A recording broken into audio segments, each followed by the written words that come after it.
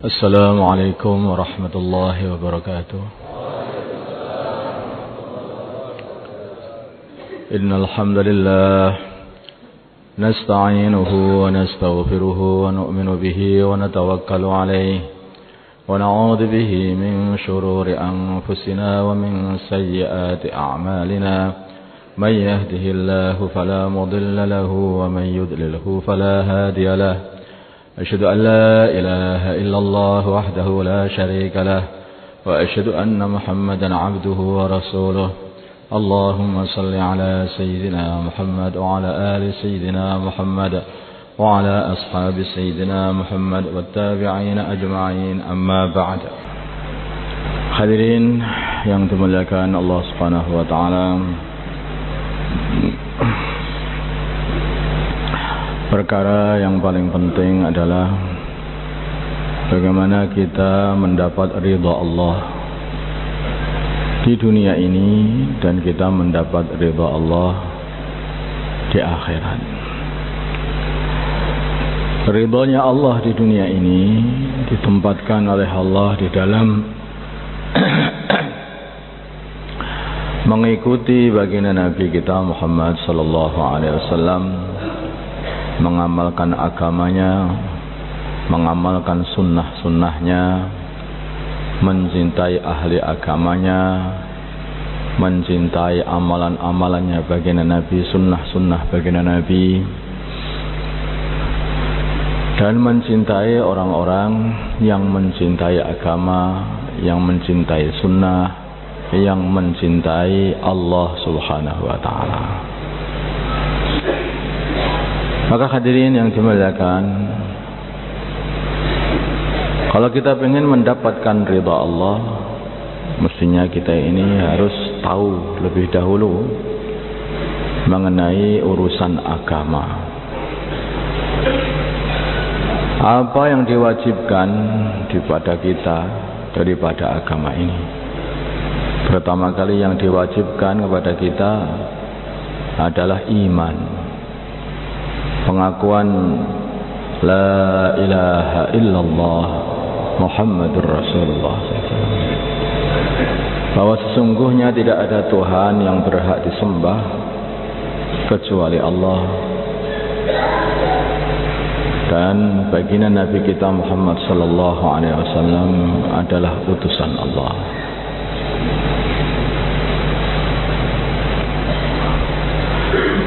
Maka hadirin, kalau kita iman kepada Allah, kepada utusannya Allah, maka artinya kita juga beriman kepada apa yang dibawa oleh utusannya Allah, yaitu kitab-kitabnya Allah, yaitu kitabnya Allah, Al-Quran, yang dibawa oleh baginda Nabi kita Muhammad sallallahu alaihi wasallam.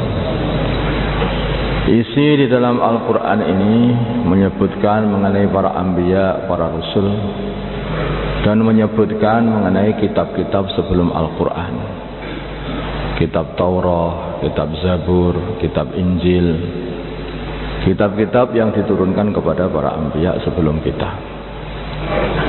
Maka artinya, kalau kita iman kepada apa yang dibawa oleh baginda Nabi, maka berarti kita harus iman pula kepada seluruh kitab-kitab yang diturunkan oleh Allah kepada para anbiya sebelumnya, dan juga beriman kepada seluruh para anbiya sebelumnya baginda Nabi Muhammad SAW. Hadirin yang dimuliakan Allah Subhanahu wa taala, kalau kita sudah mengatakan pula iman kepada Allah, iman kepada utusannya Allah, dan kepada apa yang dibawa oleh utusan ini, maka sesungguhnya baginda Nabi juga telah memberitahu hal yang akan datang nanti setelah kehidupan dunia ini, yaitu kehidupan akhirat. Jadi setelah dunia nanti akan ada kiamat, kemudian ada hari akhir, timbangan, ada mahsyar, ada timbangan, ada surga, ada neraka. Ini pun harus kita imani semuanya. Hadirin yang dimuliakan Allah Subhanahu wa taala, yang terakhir adalah yaitu iman kepada qada dan qadar. Belum, malaikat jadi belum. Dan juga iman kepada malaikat-malaikat Allah yang dikatakan di dalam Al-Quran, mereka ini adalah hamba-hamba Allah yang taat kepada Allah. La ya'sunallaha ma amarahum wa yaf'aluna ma yu'marun. Kita ini juga harus beriman kepada mereka. Dan juga iman kepada qada dan qadar juga, bahwa sesungguhnya segala sesuatu ini telah ditentukan oleh Allah. Segala sesuatu ini sudah ditakdir oleh Allah Subhanahu wa taala, diputus oleh Allah dan ditakdir oleh Allah Subhanahu wa taala. Tidak ada yang bisa kelewatan dari takdir Allah. Kalau seseorang sudah ditakdir oleh Allah sebagai orang yang beriman, maka artinya dia mesti akan jadi orang beriman, tidak akan bisa kafir lagi. Seseorang kalau ditakdir oleh Allah sebagai orang yang kafir, maka seperti apapun dia mesti akan kafir dan mati dalam kondisi kafir. Maka hadirin yang dimuliakan Allah Subhanahu wa taala, iman, kafir, rizki, tidak ada rizki, ada makan, tidak ada makan, menderita, enak, bahagia, susah, semuanya ini sudah ditakdir oleh Allah Subhanahu wa taala. Sudah ditakdir. Maka hadirin yang dimuliakan Allah Subhanahu wa taala, ketika baginda Nabi Muhammad sallallahu alaihi wasallam mengajarkan kepada para sahabatnya mengenai iman kepada takdir, maka beberapa sahabat mereka telah berkata kepada baginda Nabi, "Wahai baginda Nabi, apakah kalau begitu sebaiknya kita diam saja bergantung kepada apa yang telah diputuskan kepada diri kita? Wong amal juga enggak ada faedahnya." Pikirannya seperti itu. Nabi Muhammad SAW mengatakan, beramallah kalian, segala sesuatu itu dimudahkan atas takdirnya. Artinya, kullun muyassarun lima khuliqalah. Kalau kita ini ditakdir untuk menjadi orang yang beriman, maka kita akan dimudahkan oleh Allah untuk beriman, bertakwa, dan mengamalkan agama. Tapi kalau kita ini ditakdir oleh Allah untuk jadi orang kafir, na'udzubillah, maka kita akan susah atau tidak bisa untuk beriman, tidak bisa beramal agama, dan jauh dari agama. Makanya kalau kita ini bisa amal, bisa mengamalkan agama, menunaikan sholat, menunaikan zakat, beramar ma'ruf nahi 'anil munkar, maka harusnya hamba ini kalau faham dengan takdir, dia itu malah akan bersyukur habis-habisan kepada Allah. Alhamdulillah, kelihatannya takdirku ini kok yotik apik takdir ini. Maka tidak henti-hentinya hamba yang iman kepada takdir itu syukur kalau dia itu beramal, bisa beramal. Sebaliknya kalau dia ini tidak bisa beramal, pengen sholat tahajud tetapi tidak diizini oleh Allah, sampai pagi itu lupa, amblas tidurnya. Pengen sholat duha, lupa, kelupaan sampai zuhur. Mau qobliyah zuhur, ternyata sudah jamaah sudah qomat, tidak jadi qobliyah zuhur. Mau ba'diyah zuhur, ternyata dipanggil oleh seseorang karena ada sesuatu yang mendesak, harus cepat-cepat keluar dari masjid setelah ikut jamaah. Maka hadirin yang dimuliakan Allah Subhanahu wa taala, kalau orang yang iman dengan takdir, begitu dia itu merasakan seperti ini, maka mesti akan banyak istighfar. Inna lillahi wa inna ilaihi raji'un. Astagfirullah. Ada apa ini dengan diri saya ini? Apakah aku ini sudah tidak diizini lagi oleh Allah untuk menghadap? Kenapa ini diri saya ini? Pengen tahajud nggak diizini oleh Allah, pengen sholat qobliyah, ba'diyah nggak diizini oleh Allah, pengen sholat duha juga nggak diizini oleh Allah. Ada apa ini? Apakah Allah marah kepada aku? Apakah takdirku ini buruk kayak dalam kondisi seperti ini? Maka orang yang iman pada takdir itu hari-hari hanya muhasabah pada dirinya saja. Maka dia akan memperbanyak istighfar, berusaha lagi, berusaha lagi, berusaha lagi. Nah kalau dia sudah ada usaha seperti itu, kelihatannya takdirnya juga baik. takdirnya juga baik. Makanya dikatakan kalau orang itu orang iman itu nggak pernah ada rasa putus asa apapun yang terjadi pada dirinya. Tidak ada putus asa. Wala taqnatu min rauhillah wala tayasu min rauhillah innahu la yayasu min rauhillah illal qaumul kafirun. Rahmat Allah itu luas. Jangan sampai kita putus asa. Orang-orang kafir itulah orang-orang yang putus asa. Mereka tidak ada usaha untuk perbaikan diri. Mereka tidak usaha untuk mendekatkan diri kepada Allah Subhanahu wa taala. Orang iman tidak berputus asa. Maka hadirin yang dimuliakan Allah Subhanahu wa taala, usaha lagi. Kita masih digerakkan oleh Allah untuk bisa usaha, artinya takdir kita ini adalah takdir kebaikan. Kita digerakkan oleh Allah masih doa, maka kita ini artinya kebaikan. Kita digerakkan oleh Allah masih istighfar, maka artinya kita ini masih digerakkan oleh Allah untuk kebaikan. Maka begitu habis istighfar, syukur, sholat syukur lagi. Alhamdulillah, aku masih dijadikan oleh Allah sebagai orang yang ingat. Hari ini banyak sekali amalan yang aku tinggalkan, tetapi oleh Allah Subhanahu wa taala aku masih disayangi sehingga aku bisa ingat kepada Allah, bisa mengucapkan istighfar, bisa bertaubat lagi kepada Allah. Tapi seseorang itu bermacam-macam. Semakin tinggi seseorang, maka targetnya untuk dirinya pun juga semakin tinggi. Semakin rendah derajat seseorang, maka targetnya untuk dirinya itu semakin rendah juga. Maka begini Nabi kita Muhammad sallallahu alaihi wasallam, beliau ini setiap hari taubatnya itu sampai 70 sampai 100 kali. Kenapa begitu banyak sekali taubat ya baginda Nabi? Apakah dosanya banyak itu? Orang itu kalau bersih, suci, maka dia itu sering sekali membersihkan diri. Tetapi kalau comberan, maka tidak pernah membersihkan diri.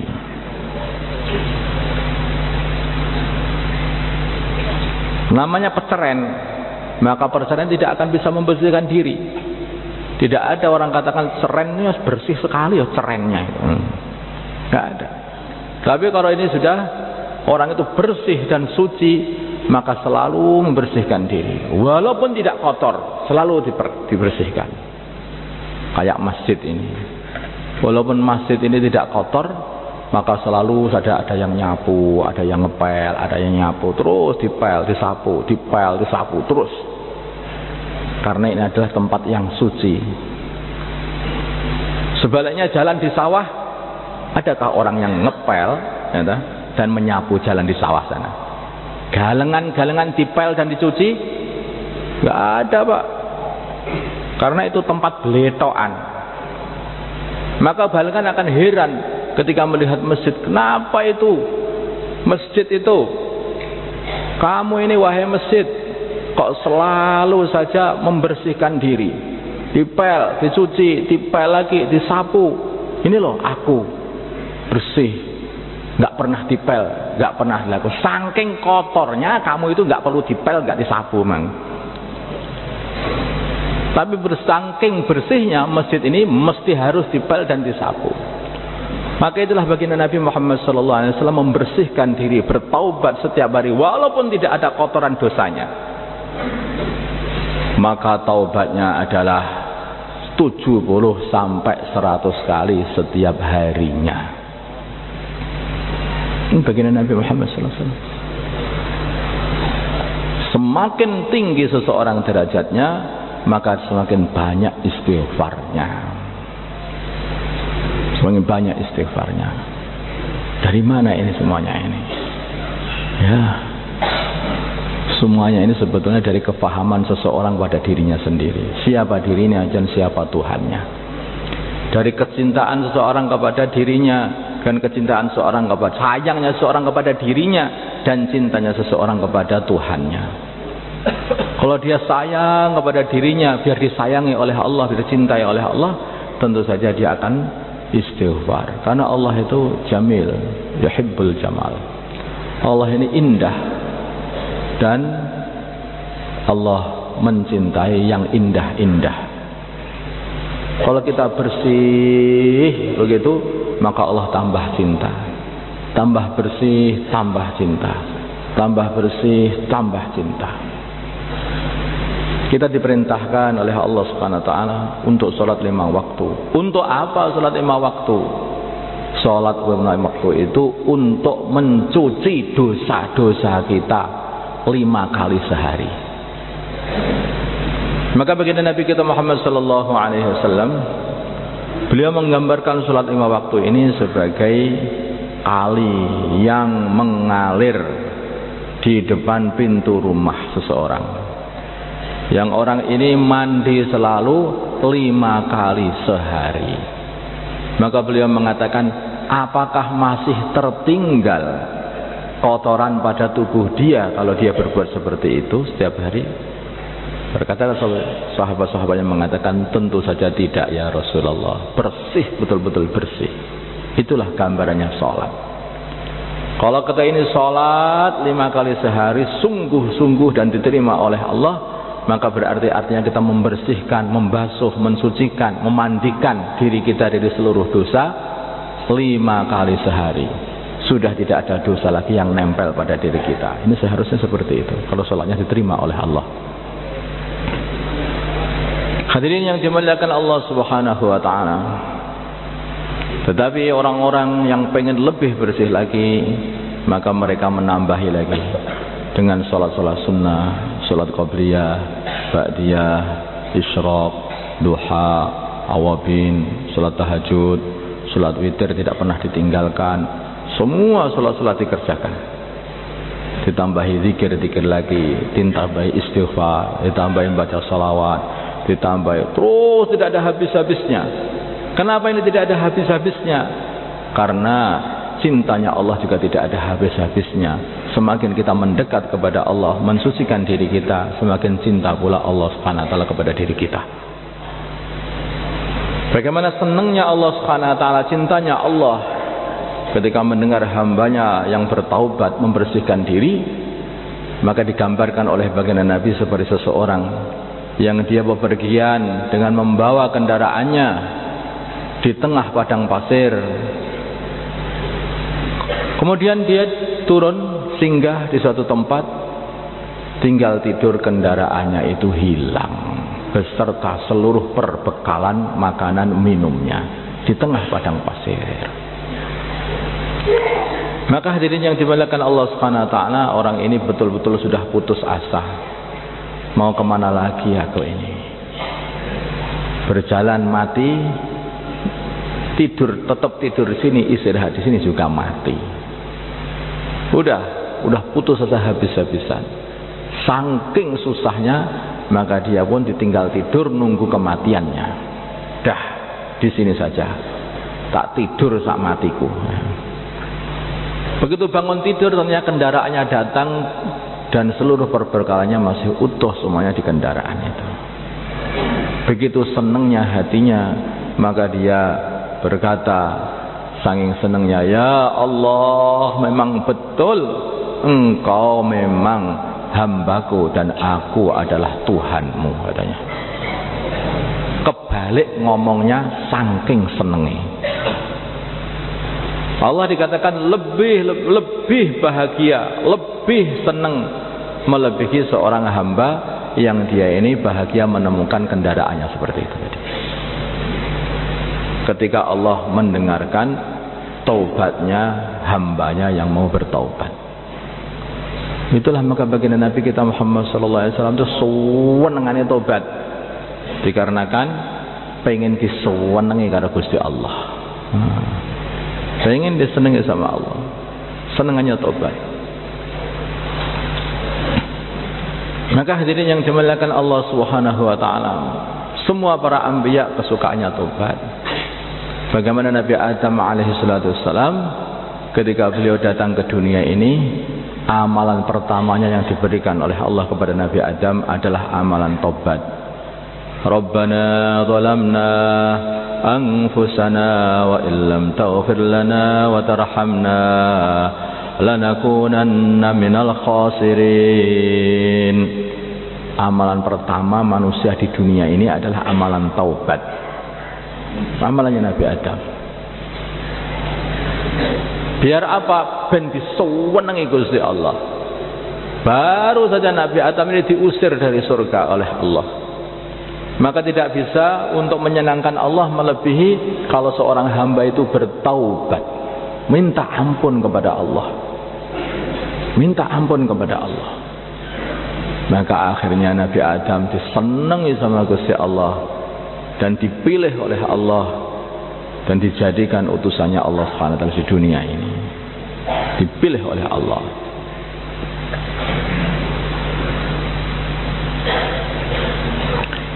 Maka hadirin yang dimuliakan Allah Subhanahu wa taala, para anbiya semuanya juga ahli di dalam tobat. Diceritakan juga bagaimana tobatnya Nabi Yunus alaihi salatu wassalam ketika beliau meninggalkan kaumnya. Kaumnya didakwahi, mereka tidak mau. Ringkasnya, maka beliau telah meninggalkan kaumnya.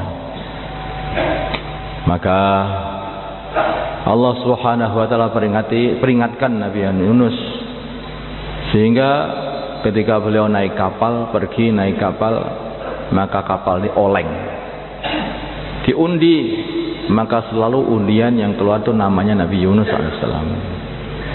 Ini salah satu daripada kita ini, kata yang punya kapal, mesti ada suatu orang yang berdosa atau salah kepada Gusti Allah. Siapa di antara kita, kami juga tidak tahu. Kita undi dulu. Diundi yang keluar namanya Nabi Yunus. Oh, enggak mungkin Nabi Yunus kok salah sama Gusti Allah, enggak mungkin. Diundi lagi, yang keluar namanya beliau lagi. Tidak mungkin, enggak bisa, ulang lagi. Mereka orang-orang Islam ternyata. Diundi juga tidak mau. Akhirnya bilang, enggak usah diundi lagi. Saya sudah paham kok. Saya sudah paham. Memang saya ini mestinya salah sama Gusti Allah. Dah, kalau begitu tak nyemplung neng segoro aja. Loncatlah Nabi Yunus dari perahu. Langsung seketika perahunya tenang. Tetapi Nabi Yunus baru loncat, belum sampai air, sudah ditampani sama mulut ikan yang besar. Masuk ke dalam perut ikan. Ikannya lari ke tengah lautan, ketemu sama ikan yang lebih besar lagi, maka ikan itu dimakan sama ikan yang lebih besar lagi. Maka hadirin yang dimuliakan Allah Subhanahu wa taala, maka Nabi Yunus paham, tidak ada yang bisa menyelamatkan diriku kecuali cintanya Allah kepada aku. Aku ingin membangun hubunganku dengan Allah. Hanya itu saja yang bisa menyelamatkan diriku. Aku ingin membangun hubunganku dengan Allah. Maka apa yang dikatakan oleh beliau, la ilaha illa anta subhanak inni kuntu minadh dhalimin. Suara Nabi Yunus ini menembus sampai langit sana. Sampai langit sana. Mana-mana semua para malaikat kedengar. Ini suara dari mana ini? Ada satu hamba yang merengek-rengek, membaca tasbih, minta pertolongan. Suara dari mana ini? Maka para malaikat itu geger di langit sana. Dicari di seluruh langit, tidak ada. Dicari di seluruh bumi, enggak menemukan. Maka mereka akhirnya tanya kepada Allah, ya Allah, ini hambamu ada yang merengek-rengek bertasbih di hadapanmu, minta ampun kepadamu. Ya Allah, kemana? Kami cari di seluruh langit tidak ada. Kami cari seluruh bumi juga tidak ada. Siapa dia ini? Itu adalah hambaku Yunus. Dia bukan di langit, dia bukan di bumi, dia di perut ikan. Nggak akan bisa kamu cari. Maka Allah perintahkan ikan untuk memuntahkan Nabi Yunus ini. Dimuntahkan sudah dalam keadaan lemas, dimpes, tidak bisa apa-apa. Ini sebabnya apa? Karena Allah telah ridha kepada Nabi Yunus. Allah senang kepada Nabi Yunus. Allah cinta kepada Yunus. Karena Nabi Yunus adalah orang yang ahli taubat. senang sekali bertaubat kepada Allah. Maka Allah juga senang kepada Nabi Yunus. Dimuntahkan di pinggirnya segoro, pinggir lautan, di pantai. Coba di pantai, dalam kondisi lemes. Allah akan tumbuhkan pohon labu di situ itu. Coba di pantai tumbuh pohon labu bagaimana? Jadilah pohon labu. Udah hidup pohon labu di situ itu, yang langsung bisa dimakan oleh Nabi Yunus alaihissalam.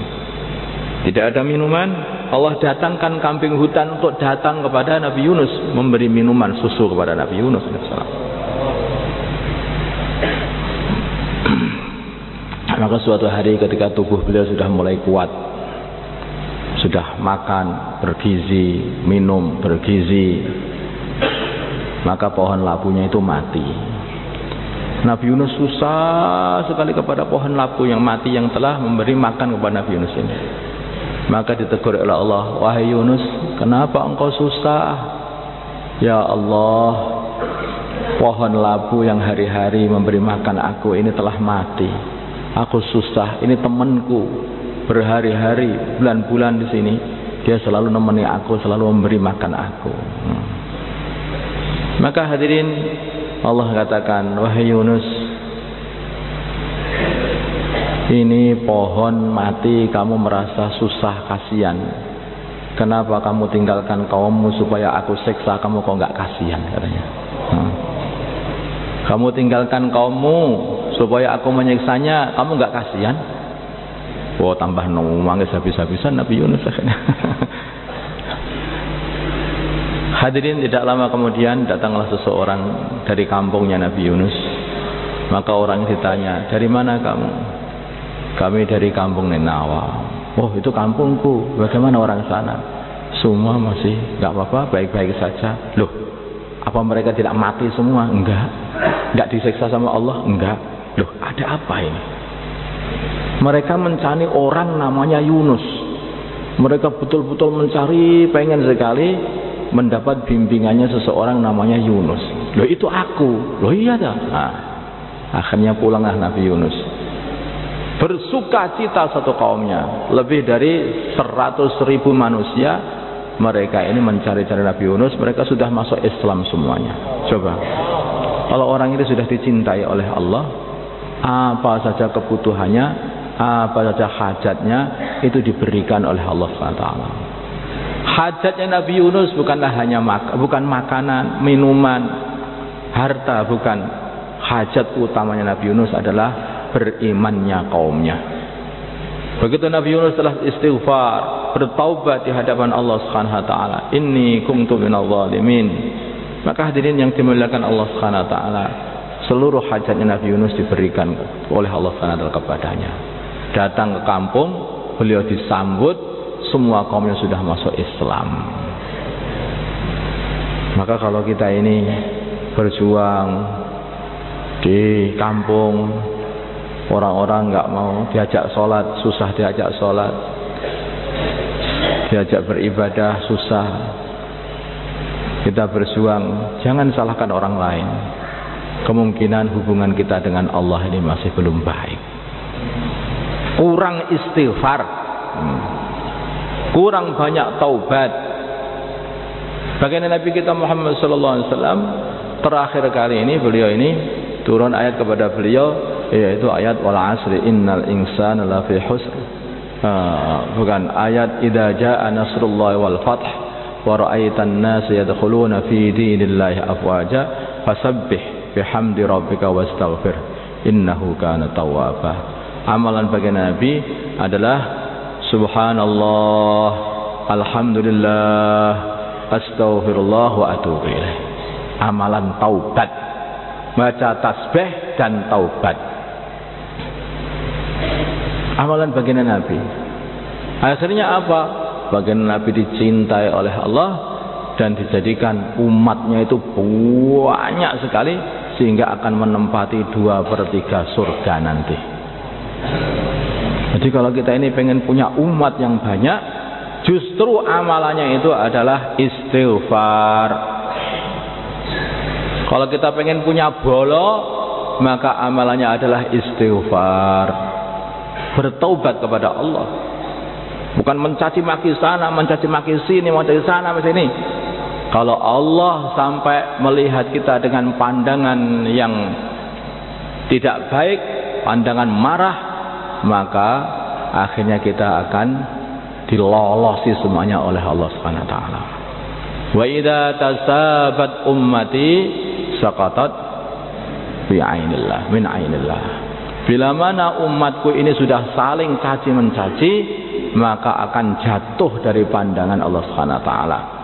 Allah tidak memandang dengan pandangan sayang, tetapi Allah akan benci kepada umat ini. Ketika sudah dibenci, maka akan kehabisan bolo, habis. Tidak punya teman, dihabisi semuanya.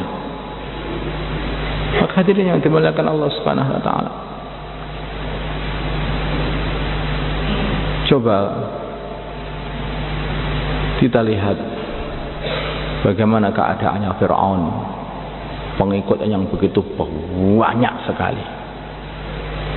Keadaan Fir'aun, begitu Fir'aun ini menentang ajaran agama, menentang dakwahnya Nabi Musa alaihissalam, maka semuanya habis, bolonya habis, pengikutnya habis, hartanya habis, kewibawaannya habis, dirinya juga habis, nyawanya ucul, sudah habis.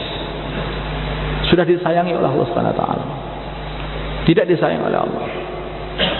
Tetapi Bani Israel ketika mereka sudah bersatu untuk mengamalkan agama, sungguh-sungguh dalam mengamalkan agama, akhirnya disayang oleh Allah Subhanahu wa taala.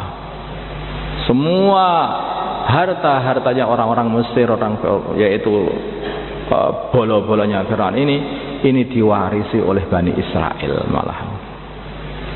Bukan hanya itu saja, akhirnya Bani Israel ini diberi yaitu Palestina pada waktu itu ketika mereka mengamalkan agama.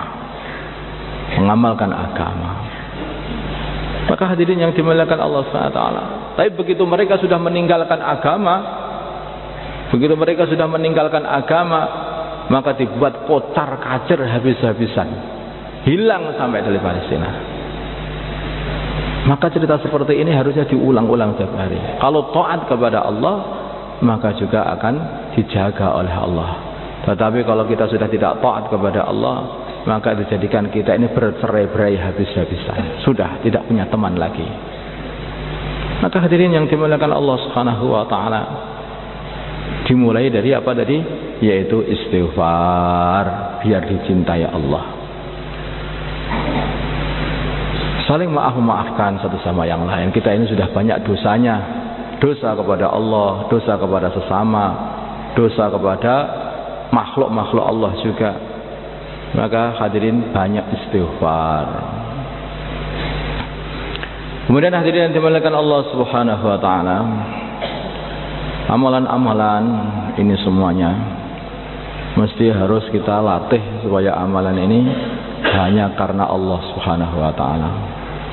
Karena amalan yang tidak karena Allah, walaupun itu besar, itu tidak akan diterima oleh Allah. Walaupun itu besar, walaupun kita membuat kumpulan yang hebat, tetapi kalau bukan karena Allah, maka kumpulan itulah bukanlah hebat di mata Allah Subhanahu wa taala, di penglihatan Allah. Sebaliknya, walaupun sendirian, tetapi kalau ini karena Allah Subhanahu wa taala, maka ini dicintai oleh Allah. Kembali lagi kepada Nabi Musa alaihissalam dan para anbiya sebelumnya. Bagaimana Nabi Musa sendiri tidak ada yang membantu, tetapi karena Allah, karena taat kepada Allah, maka akhirnya dibantu oleh Allah Subhanahu wa taala. Allah katakan, innani ma'akuma asma'u wa ara. Aku, wahai Musa dan Harun, sungguh aku ini bersama kalian berdua. Aku mendengar doa-doa kalian dan aku selalu mengawasi amalan-amalan kalian. Hanya 2 orang merebak kemana-mana. Baginda Nabi kita Muhammad sallallahu alaihi wasallam hanya seorang di Mekah, mengajak kaumnya tidak mau. Satu istrinya masuk Islam, satu lagi temannya masuk Islam, satu lagi sepupunya yaitu Sayyidina Ali radhiyallahu anhu masuk Islam, satu lagi temannya lagi Sayyidina Utsman masuk Islam, Sayyidina Umar masuk Islam, sedikit demi sedikit gitu sendiri. Akhirnya seluruh Madinah, Mekah, Jazirah Arab, bahkan 2/3 dunia ini semuanya kenal Islam dari satu orang, tapi ikhlas betul karena Allah Subhanahu wa taala. Dari satu orang. Maka yang penting itu bukan banyaknya, yang penting itu adalah ikhlasnya karena Allah. Seumpama di dunia ini tidak ada orang yang beriman kepada Allah, tidak ada yang ikhlas murni amal karena Allah Subhanahu wa taala, yang ikhlas hanya satu saja, maka yang dicintai Allah hanya satu orang. Itu saja, dan Allah tidak peduli. Nabi Nuh alaihi salatu wassalam ketika seluruh dunia menentangnya, hanya Nabi Nuh dan beberapa orang bersamanya 80 orang. Maka yang dicintai Allah hanya mereka saja, tidak ada yang lain. Nabi Ibrahim alaihi salatu wassalam, semua orang menentang beliau, maka beliau berkata kepada istrinya, wahai istriku, di dunia ini tidak ada orang yang beriman kepada Allah, hanya kita berdua saja. Ya, yang dicintai oleh Allah ya 2 orang itu saja. Kemudian ditambah lagi keponakannya, yaitu Nabi Lut alaihissalam. Kemudian tambah lagi dari anak cucunya, ada Nabi Ismail, ada Nabi Ishak, ada Nabi Yakub. Demikian banyak lagi dari anak-anaknya Nabi Yakub alaihissalam. Sedikit tetapi dicintai oleh Allah. Kalau mereka yang beriman hanya itu, ya itu saja yang dicintai, yang lain tidak dicintai oleh Allah, masuk neraka. Dah, itu saja. Allah tidak peduli, Allah tidak rugi. Allah tidak ada ruginya. Mereka semuanya adalah hamba-hamba Allah, ciptaan Allah. Kalau Allah mau masukkan ke neraka, tidak ada rugi bagi Allah Subhanahu wa taala. Kalau untuk menciptakan semuanya hanya cukup dengan satu kata kun, sudah selesai. Kalau untuk menghancurkan semuanya kun, maka hancur semua, sudah selesai. Maka jangan kira kalau kita ini beramal agama ini menguntungkan Allah. Enggak, sama sekali kita tidak menguntungkan Allah. Allah jadi hebat? Tidak. Allah hebat itu tidak karena disembah oleh hambanya manusia, tidak. Ada orang bertanya, wa ma khalaqtul jinna wal insa illa liya'budun. Aku tidak menciptakan jin dan manusia kecuali supaya menyembah aku. Hakikatnya menyembahnya hamba kepada Allah itu juga hanya digerakkan Allah untuk menyembah Allah sendiri.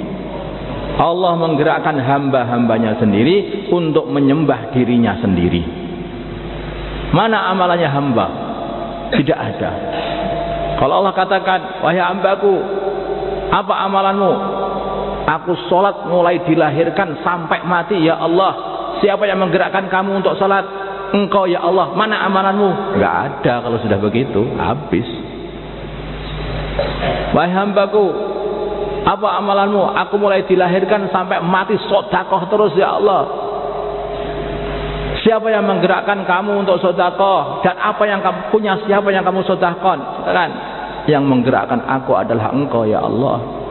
Dan yang aku sedekahkan punyamu sendiri ya Allah. Lah mana sedekahmu? Enggak punya ya Allah. Coba. Maka itulah Nabi mengatakan tidak ada orang yang masuk surga dengan amalannya itu, enggak ada.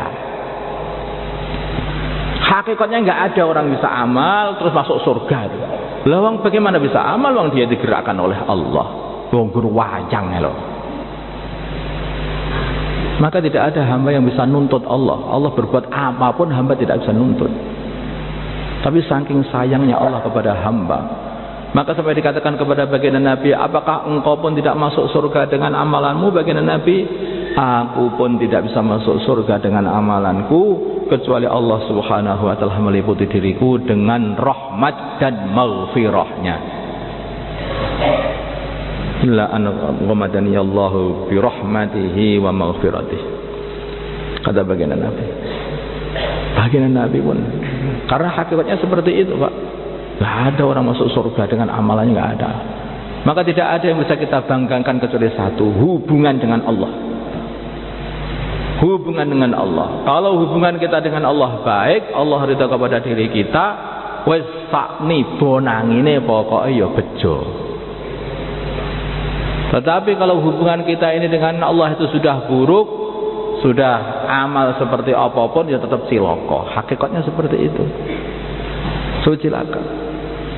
Maka hubungan dengan Allah itulah yang ada. Maka amal itu usahakan dan belajar untuk selalu ikhlas karena Allah. Karena Allah. Maka Sayyidah Rabi'ah Adawiyah, beliau itu setiap kali beliau itu sholat, maka beliau mengatakan, ya Allah, engkau telah menggerakkan diriku ini untuk bisa sholat. Ya Allah, gerakkanlah aku untuk bisa sholat lagi besok malam. Mintanya hanya seperti itu. Tidak bisa minta apa-apa. Hadirin yang dimuliakan Allah subhanahu wa ta'ala, itulah hakikatnya. Makanya untuk apa kita amal? Sudah digerakkan Allah, tidak ikhlas karena Allah, kita tidak punya apa-apa. Yang ikhlas saja hakikatnya ini tidak akan bisa masuk surga dengan amalannya. Bagaimana dengan yang tidak ikhlas? Bagaimana dengan ikhlas? Maka itulah satu sama lain, kita ini harusnya ada ta'awun, saling bantu-membantu satu sama lain untuk mengingatkan, selalu mengikhlaskan diri, menyabar-nyabarkan diri, mengamalkan agama ini dengan ikhlas. Wal 'asri innal insana lafi khusr illa alladziina aamanu wa 'amilus shalihati wa tawashaw bil haqqi wa tawashaw bis sabr. Demi masa, sungguhnya manusia ini dalam kerugian kecuali orang-orang yang beriman dan beramal soleh dan saling ingat mengingatkan untuk mengamalkan agama, mengikhlaskan beramal agama ini, dan ingat mengingatkan untuk nyabar-nyabarkan diri. Sabar sedikit di dunia ini, betah sedikit di dunia ini, nanti hasilnya adalah kemuliaan yang selama-lamanya di akhirat. Jadi kalau tawasaw bis sabr itu apa aja? Kita saling ingat mengingatkan, wahai Tuhan, ikhlaskan karena Allah saja, karena Allah saja. Amallah tapi karena Allah, jangan untuk dirimu, jangan biar dilihat orang lain. Sabarkanlah. Jadi rasanya hati itu pengen pamer gitu loh, Pak. Bagaimana? Sabar, jangan kamu pamerkan. Sudah kamu sabarkan, jangan dipamerkan. Sedikit saja. Aku nanti di sini itu akhirnya nggak ada orang yang melihat kalau aku ternyata orang hebat, nggak masalah. Kamu itu hebat kalau dikenal di langit lebih baik daripada di dunia dikenal hebat tetapi di langit nggak ganggu. Udah disabarkan, diempet hawa nafsune.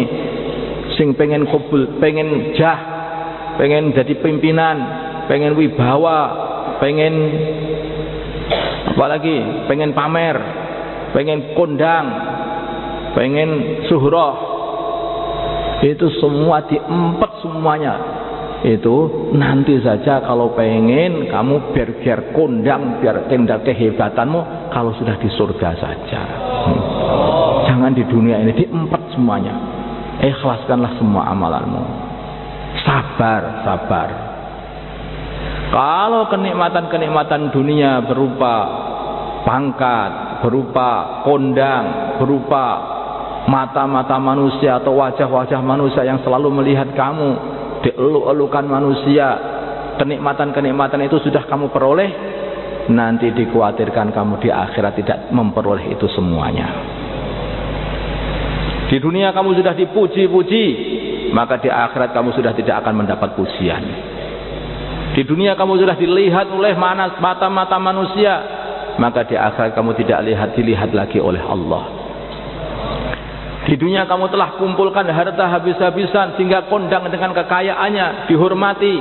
Di sana kamu kemelaratan, di akhirat kemelaratan, tidak punya harta dan dihina-hinakan.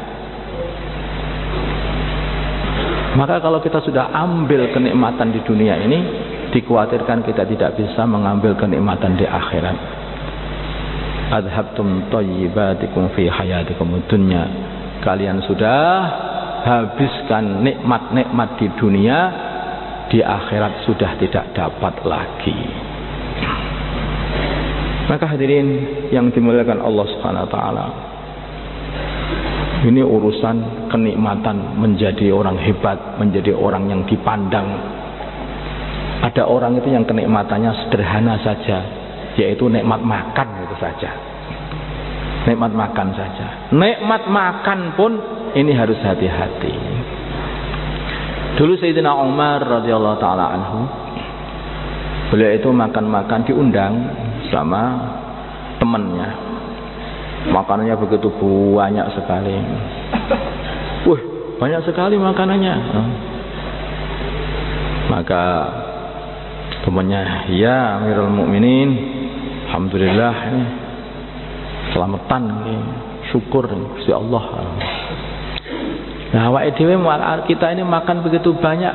Lah orang-orang iman yang melarat-melarat itu apa enggak dikasih? Itu mereka makan apa ya? Mereka makan apa? Maka temannya itu mengatakan, Amirul Mukminin, sudahlah makan, jangan tanya-tanya seperti itu. Mereka dapat surga, udah. Mereka dapat surga, udah. Wah, udah puas dah, dapat surga. Malah tambah susah. Sayyidina Umar, innalillahi wa inna ilaihi raji'un. Mereka dapat surga, kita hanya dapat makanan kayak seperti ini. Moh kalau gitu, nggak jadi makan aku. Aku pengen yang surga gitu aja. Kalau hanya makanan kayak begini saja ditukar sama surga. Maka hadirin, nggak pengen enak-enakan melihat mereka nggak dapat makan enak tapi dapat surga. Kita makan enak, lah akan dapat surga apa enggak? Sampai nggak mau makan. Itu orang-orang zaman dulu. Orang-orang zaman dulu. Maka sampai beliau ini kalau makanan rumah beliau begitu sederhana begitu. Ada keluarga beliau ini yang beli daging. Maka ditanya, apa itu? Daging. Lah kenapa kok beli daging? Sudah lama nggak pernah makan daging, sudah papin, sudah kangen sama daging. Apakah setiap hatimu pengen daging, papin daging, terus kamu turuti? Katanya. Atau setiap kamu pengen terus kamu turuti begitu, hidup begitu. Katanya. Dimarahi keluarganya. Orang tidak semestinya kalau pengen daging dituruti, pengen ayam dituruti, pengen telur dituruti, pengen apa aja dituruti. Oh, seperti itu toh. Itu berbahaya yang seperti itu. Sehingga ini tana'um di dunia ini, sehingga tidak bisa tana'um di akhirat nanti. Hadirin yang dimuliakan, orang-orang zaman dulu itu seperti itu. Hati-hati, hidup itu serba hati-hati. Serba hati-hati. Urusan pakaian saja itu sudah hati-hati. Apapun kalau tidak ikhlas itu mereka itu takut sekali. Seorang tabi'in atau tabi'in zamannya Imam Malik, tabi'in udah orang Malik. Sayyidina Sufyan Ats-Tsauri, maka beliau ini suatu hari pakai baju kebalik, mau ngajar pakai baju. Maka santrinya mengatakan, Tuan, bajunya kebalik. Oh, kebalik. Ya, akhirnya mau dibalik lagi. Begitu mau dibalik, enggak jadi, udah enggak jadi. Loh, kenapa Tuan? Tadi aku pakai ini karena Allah. Sedangkan mau tak balik karena kamu, katanya. Lebih baik yang karena Allah saja. Hati-hati betul. Urusan pakai baju saja itu hati-hati. Pakai baju karena orang itu tidak mau. Sayyidina Ali radhiyallahu anhu dalam keadaan bertempur, perang, habis-habisan. Maka beliau ini bisa menumbangkan musuh, jatuh musuh. Begitu beliau sudah mau menebas kepalanya, diludahi wajahnya sama musuhnya. Mau nebas, nggak jadi. Loh, kenapa nggak jadi membunuhku? Nggak jadi apa? Hati nggak ikhlas. Itu mau musuh kok begitu. Nggak ikhlas di mana? Tadi aku ikhlas mau membunuh kamu itu, sekarang aku nggak ikhlas karena mangkel sama kamu, kamu ludahi. Akhirnya aku membunuh kamu karena mangkel sama kamu. Tadi karena Allah awal-awalnya, sekarang jadi karena kamu. Udah pergi sana. Hadirin, coba orang zaman dulu. Begitu ikhlas berpertahankan, mereka sudah terlatih betul untuk berbuat amal itu ikhlas. Makanya mereka yang menjadi pimpinan orang takwa. Jadi kita ini kalau nggak pernah belajar ya nggak bisa. Memang harus belajar. Apa-apa itu belajar. Pakai kopiah ini sudah mulai beli itu sudah dipikirkan. Aku beli kopiah, tak lihat, ya, wah ini ganteng nih aku pakai aneh loh. Ini kira-kira ya, kabeh wong ngingeti. Beda dewe. Kopiah, ya boleh seperti itu. Pikirkan aku kalau pakai kopiah ini kopiah yang paling mirip kopiahnya Nabi ini. Aku pengen kopiah ini, tak beli. Mulai belinya saja itu sudah dapat pahala. Karena pengen ittiba baginda Nabi. Mulai awal. Coba, adakah orang di antara kita yang hadir ini pernah buru kopiah, ketika beli pikirannya pengen ittiba baginda Nabi? Enggak. Yang dipikirkan adalah yang ganteng. Ayo, bener enggak? Apalagi yang muda-muda ini. Yang dipikirkan pakai baju pun juga seperti itu. Mulai beli baju pikirannya apa? Ben ganteng.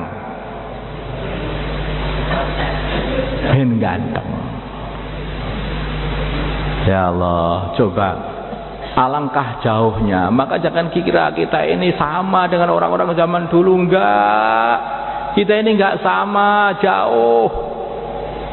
Kita enggak jauh.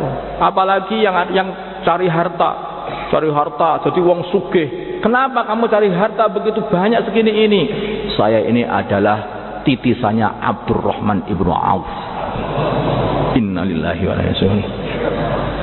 Abdurrahman ibnu Auf tahu siapa itu? Itu adalah pimpinannya para sahabat. Itu Asyarah Mubasysyarah bil Jannah. Ngawur aja. Kayaknya enggak sama sekali, enggak sama kayak potongan kayak kowe iki.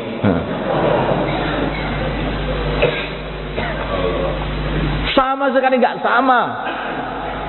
Kita cari harta mulai awal sudah pengen dihormati manusia, pengen memperbanyak harta biar dihormati manusia, beli kendaraan biar dihormati manusia, biar dilihat oleh manusia. Sudah nggak ada ikhlasnya belas, ngono kok ngaku Abdurrahman. Apa meneh ngaku Nabi Sulaiman pisan. Kebablasan. Hadirin, kita ini harus teliti pada diri kita ini. Mereka para sahabat ini, walaupun mereka mendapatkan perkara yang halal, mereka itu sampai tidak mau takut kalau dapat perkara yang haram. Mereka mengatakan, aku telah mendapatkan 70 pintu untuk mendapatkan harta halal. Banyak pintu-pintu untuk aku dapatkan harta halal. Tapi semua itu tidak aku ambil, aku tutup semua pintu-pintu mendapatkan harta itu, karena takut aku nanti masuk ke satu pintu harta haram. Saking hati-hatinya.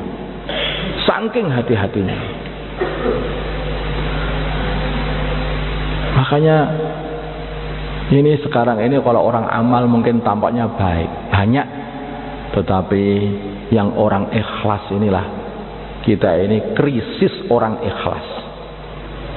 Hari ini kita telah krisis keikhlasan. Itulah makanya semrawut kabeh uripe. Ini karena krisis. Lah untuk bisa melatih diri kita biar jadi orang ikhlas ini diperlukan waktu yang lama. 3 hari cukup, Pak? Enggak cukup.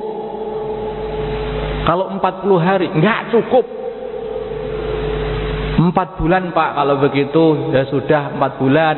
4 bulan enggak cukup. Lah terus berapa? Ya wes, belajar pertama kali 4 bulan boleh. Oke, berdiri. Monggo, Pak. 4 bulan boleh. Udah. Ini murah, tak murahkan aja 4 bulan. Monggo bismillah, Pak. Monggo. Enggak cukup sebetulnya itu, tapi belajaran. 4 bulan, monggo bismillah. Mari, Pak. Dimurahkan ini udah. Silakan. Monggo bismillah. Belajar sifat, belajar ikhlas. Mari jamaah sekalian. Monggo bismillah, Pak. Mari belajar fikir umat, belajar ikhlas karena Allah dalam setiap amal dengan keluar 4 bulan di jalan Allah. Mari jemaah sekalian, semata-mata mencari ridha Allah, korbankan diri, harta, waktu 4 bulan dari apa yang kita miliki kita korbankan di jalan Allah. Nanti akan datang sifat ikhlas dalam hati kita. Mari jemaah sekalian. Insyaallah, Pak. Mari, Pak, mari. Pertama kali 4 bulan negeri jauh sama sekalian. 4 bulan negeri jauh. Silakan. Belajar sholat yang ikhlas, belajar duduk mendengarkan ilmu agama, taklim dengan ikhlas, belajar berzikir ikhlas, belajar dakwah dengan ikhlas, belajar mendudukkan mata, belajar kalau jauh lah minggir jangan di depan pintu, yaitu karena Allah ikhlas. Nah, coba kalau jauh lah itu tunduk, kenapa? Jangan memandang kanan kiri. Kan biasanya amirnya katakan seperti itu. Belajar ikhlas. Nanti akan ada pelajaran-pelajaran seperti itu, Pak. Monggo. Mari jemaah sekalian. 4 bulan negeri jauh, 4 bulan IPB silakan. Sudah terbuka. 4 bulan negeri jauh IPB. Monggo. Mari. Silakan. Jamaah-jamaah yang sudah persiapan di alaqah masing-masing. Mari jemaah sekalian, jamaah yang akan berangkat ke Filipina akan diantarkan minggu ini. Silakan. Jamaah yang mau ke Filipina, monggo silakan. Mari jemaah sekalian, jamaah yang akan berangkatkan ke Amerika, mari silakan. Atau yang baru niat malam hari ini, jamaah sekalian. Mari, Pak. Yang baru niat, semua yang pernah keluar IPB di waktu yang lalu, sekarang waktunya meningkatkan pengorbanan dengan keluar 4 bulan negeri jauh. Mari jemaah sekalian. Dengan korban diri, harta dan waktu kita untuk agama, nanti akan datang sifat-sifat dalam diri kita. Mari, Pak. Mari jemaah sekalian, mari. Pak Alwan, Pak Wahab. Mari. Yang mau ke Filipina. Mari, yang akan ke Filipina. Jamaahnya Pak Alwan. Mari jemaah sekalian. Akan menghadiri jur istimewa di Filipina. Pak Imdad juga. Ya, mengundang kita. Pak Abdul Jabbar juga. Jamaah yang kemarin mau ke Rusia, sekarang dialihkan sementara ke Filipina. Ya. Mari. Mari, Pak, mari. Yang baru niat silakan. Yang IPB, Pak, monggo. Kalau ada IPB insyaallah jamaah sekalian. Pakistan dan Bangladesh sudah bisa kita datangi, sudah terbuka. Sudah mengundang kita. Mari jamaah sekalian, mari. Termasuk 4 bulan 40 hari dalam negeri silakan. 4 bulan 40 hari dalam negeri silakan. 4 bulan 40 hari dalam negeri, berapa hari saja sisa masa? Termasuk jamaah setahun. Silahkan jamaah setahun depan, monggo. Bismillah. Jamaah setahun yang sedang bergerak, yang tunggu sisa masa silakan, Pak. Berdiri jamaah setahun yang ada di markas semua berdiri. Ya, kita semangatkan kawan-kawan kita untuk buat pengorbanan. Mari jamaah setahun. Mari. Terakhir masturat jamaah sekalian. Jamaah masturat yang akan berangkat masturat berapa hari saja? Mari. Termasuk 3 hari dari halaqah masing-masing yang akan berangkat dari halaqah masing-masing silakan. Daftar di sebelah selatan. Jamaah masturat. Tamu-tamu wali santri dari luar daerah yang sekarang berada di Temboro boleh juga keluar walaupun 3 hari masturat. Mari jemaah sekalian, mari. Berapa hari saja silakan. Semuanya, Pak, insyaallah.